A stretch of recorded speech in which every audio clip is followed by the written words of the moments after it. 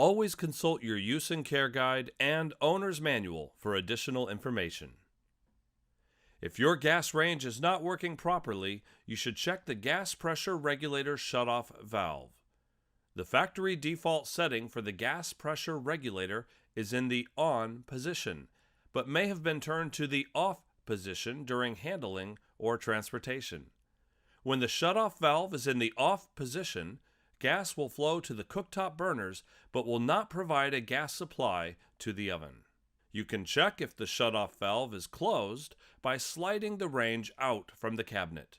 Verify that the pressure regulator shutoff valve, located at the back of the range, is in the open position.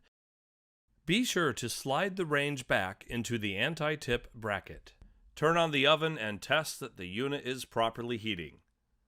Note: if you are unable to slide the range out, we recommend consultation with a local certified technician.